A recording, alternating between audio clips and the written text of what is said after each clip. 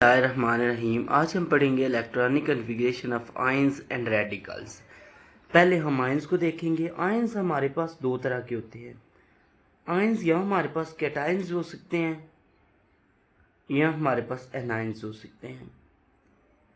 Cations जो होते हैं उन्हें हम पॉजिटिवली चार्ज्ड आयंस को हम कैटायंस कहते हैं और नेगेटिवली चार्ज्ड आयंस को हम एनायंस कहते हैं। सबसे पहले हम कैटायंस की इलेक्ट्रॉनिक कन्फिग्रेशन देखेंगे। उसके लिए सपोज मैं एक न्यूट्रल एटम की कन्फिग्रेशन लिखता हूँ सोडियम की। सोडियम का एटॉमिक नंबर 11 है, तो इसकी इलेक्ट्रॉनिक कन्फिग्रेशन होगी 1s2 2s2 2p6 3s1। ये 11 इलेक्ट्रॉन ऊपर आप काउंट कर सकते हैं। अब अगर सोडियम जब कैटायन बनाएगा तो सोडियम एक इलेक्ट्रॉन लूज करेगा और पॉजिटिव आयन बनाएगा। अब अगर मैं सोडियम कैटायन की इलेक्ट्रॉनिक कन्फिग्रेशन, अब पॉजिटिव ऊपर शो करता है प्लस कि इसने एक इलेक्ट्रॉन लूज कर दिया है, तो इसने ये इलेक्ट्रॉन लूज कर दिया है, तो पीछे electronic configuration 1s2 2s2 2p6 ये इलेक्ट्रॉनिक कन्फिग्रेशन रह गई है, जो कि हमारे पास नियॉन 10 की इलेक्ट्रॉनिक कन्फिग्रेशन बनती है। और इस तरह ये नोबल गैस की इलेक्ट्रॉनिक कन्फिग्रेशन हासिल कर लेता है और अपना ऑक्टेट मुकम्मल कर लेता है और इस तरह स्टेबल हो जाता है। इसी तरह आप अगर एनायंस की इलेक्ट्रॉनिक कन्फिग्रेशन देखें तो हमारे पास पोज कर लें कि कोई एलिमेंट है क्लोरीन। क्लोरीन अगर आप देखें तो क्लोरीन 17 है एटॉमिक नंबर, तो 17 एटॉमिक नंबर में आप लिखते हैं 1s2 2s2 2p6 3s2 3p5। अब इसको एक इलेक्ट्रॉन चाहिए अपना वैलेंस शेल मुकम्मल करने के लिए, तो ये क्या है, ये एक इलेक्ट्रॉन लूज गेन करता है, तो इस पे नेगेटिव चार्ज आ जाता है। और ये अब इसने एक इलेक्ट्रॉन गेन किया है, तो पी में जो 5 इलेक्ट्रॉन्स हैं इनमें एक और ऐड हो जाएगा 1s2 2s2 2p6 3s2 और 3p6। अब ये 6 हो गया और इसने आर्गन 18 की इलेक्ट्रॉनिक कन्फिग्रेशन हासिल कर ली है और इस तरह ये इसका ऑक्टेट मुकम्मल हो गया और ये स्टेबल हो गया। इस तरह बुक में एक हमारे पास सल्फर की एग्जांपल गिवन है। सल्फर वैसे तो हमारे पास 16 है, 16 में अगर इलेक्ट्रॉनिक कन्फिग्रेशन लिखो तो 1s2 2s2 2p6 3s2 और 3p4 आ जाएगा। अब इसके वैलेंस शेल में टोटल वैलेंस शेल में जो है उसमें टोटल 6 इलेक्ट्रॉन है। ऑक्टेट पूरा करने के लिए 2 इलेक्ट्रॉन्स की ज़रूरत है। तो अगर मैं सल्फाइड आयन s2 माइनस लिखूँ तो ये 1s2 बनेगा 2s2 बनेगा 2p6 बनेगा 3s2 बनेगा और 3p6 और इस तरह इसका ऑक्टेट मुकम्मल हो गया और इसने भी आर्गन 18 की इलेक्ट्रॉनिक कन्फिग्रेशन हासिल कर ली है। तो इस तरह आप क्या कर सकते हैं, आपने जितने भी इलेक्ट्रॉन किसी एलिमेंट एटम ने लूज या गेन किए होंगे आप इलेक्ट्रॉनिक कन्फिग्रेशन में भी उतने कम या ज़्यादा कर लेंगे उस हिसाब के साथ। अच्छा, ये आपने यहाँ पे कैटायंस के केस में देखा, मैंने मेटल को कंसिडर किया और ये मेटल 1A ग्रुप से बिलोंग करती थी, अल्कली मेटल थी। इसी तरह आपको अल्कलाइन मेटल्स भी हुई तो वो भी एस में से 2 इलेक्ट्रॉन लूज कर देंगी। लेकिन अगर आप देखें ट्रांजिशन मेटल्स को, ट्रांजिशन मेटल में हमारे पास सपोज कर लें टाइटेनियम है। टाइटेनियम का एटॉमिक नंबर है 22। इसकी अगर मैं इलेक्ट्रॉनिक ये बिलोंग करती है डी ब्लॉक से, तो इसका वैलेंस इलेक्ट्रॉन्स जो आते हैं वो डी शेल में आएंगे, डी सब शेल में आएंगे। इलेक्ट्रॉनिक कन्फिग्रेशन होगी 1s2 2s2 2p6 3s2 3p6 हमारे पास हो गए 18 हो गए और पीछे हमारे पास रह चुके हैं 4 रह गए हैं। उन 4 को फिल करने के लिए अगर आप देखें तो हमारे पास 3d और 4s आता है।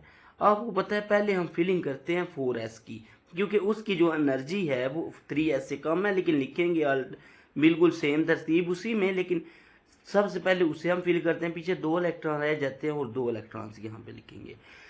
अब जब इलेक्ट्रॉन लूज करने की बारी आएगी, टाइटेनियम हमारे पास कैटायन बनाएगा तो टाइटेनियम पे +2 चार्ज आता है, तो जब ये 2 इलेक्ट्रॉन लूज करेगा तो ये लूज सबसे पहले 4 वाले करेगा, यानी फिलिंग में सबसे पहले फिलिंग भी 4s की होगी, यानी p3d से पहले हम 4s को फिल करते हैं क्योंकि इसकी एनर्जी उससे कम है, लेकिन जब लूज करने हैं तो ये पहले 4s वाले लूज करता है। तो हम इसकी इलेक्ट्रॉनिक कन्फिग्रेशन अगर मैं लिखूँ तो ये आएगा 1s2 2s2 2p6 3s2 3p6 3d2। ये इसकी इलेक्ट्रॉनिक कन्फिग्रेशन आ जाएंगी टाइटेनियम कैटायन की। तो यानी आपने याद रखना है कि जब फिलिंग करनी है तो पहले 4s करना है फिर 3d करना है, लेकिन जब लूज करने हैं इलेक्ट्रॉन तो फिर भी पहले 4s के लूज करने हैं। इसके अलावा एक और एग्जांपल है, अगर मैं लूँ यहाँ पे क्रोमियम 24,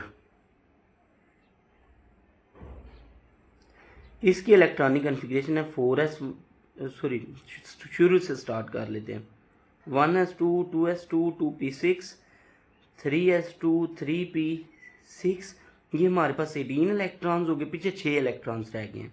अब ऑर्बिटल्स हैं 3d और 4s, अब इसमें एक फिल कर लेते हैं और इसमें 5 फिल कर लेते हैं। उसकी वजह ये है क्योंकि जो होते हैं पार्शियली फील्ड ऑर्बिटल होते हैं वो ज़्यादा स्टेबल होते हैं, यानी जो ऑफ फील्ड ऑर्बिटल्स होते हैं वो पार्शियली फील्ड से ज़्यादा स्टेबल होते हैं।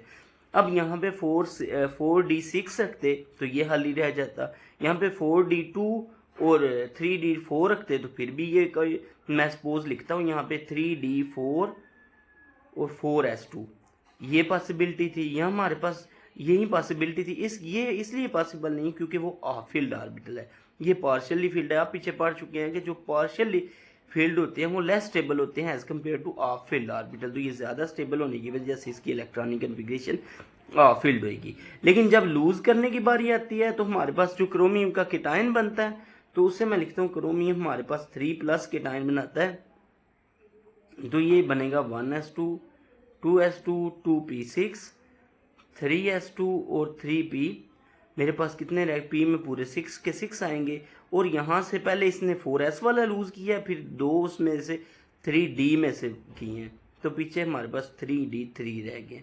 जिस तरह ये क्रोमियम केटायन की इलेक्ट्रॉनिक कन्फिग्रेशन आ जाएगी। उसके बाद है हमारे पास फ्री रेडिकल। फ्री रेडिकल ऐसी स्पीशीज़ को कहते हैं जिसके पास 1 या 1 से ज़्यादा जो है अनपेयर्ड इलेक्ट्रॉन हो। सपोज करते हैं क्लोरीन का मैं रेडिकल बनाता हूँ तो इसके पास 17 इलेक्ट्रॉन्स होते हैं, तो ये 1s2 2s2 2p6 3s2 और 3p5। अब यहाँ पे पीछे वाले तो पेयर्स की फॉर्म में सिर्फ 3p में ही अनपेयर्ड इलेक्ट्रॉन मौजूद हो सकता है। तो इसके लिए अगर मैं ऑर्बिटल्स बनाऊँ तो मैं ओन्स रूल और पॉली एक्सक्लूजन रूल्स को यूज़ करके अगर इसकी फिलिंग करूँ तो ये 1 2 3 इलेक्ट्रॉन्स आ गए, सबसे पहले इसमें 4 तो इसमें 5, ये एक अनपेयर्ड इलेक्ट्रॉन इसके पास है, तो ये हमारे पास क्या होएगा, फ्री रेडिकल होएगा। इसी तरह हमारे पास ग्रुप ऑफ एटम्स भी जो फ्री रेडिकल्स हो सकते हैं, हाइड्रोक्सिल आयन, हाइड्रोक्सिल का फ्री रेडिकल हो सकता है, और इसी तरह मिथाइल फ्री रेडिकल हो सकता है, और भी इस तरह ग्रुप के बहुत सारे फ्री रेडिकल्स हो सकते हैं। और यही था हमारा आज का टॉपिक। शुक्रिया।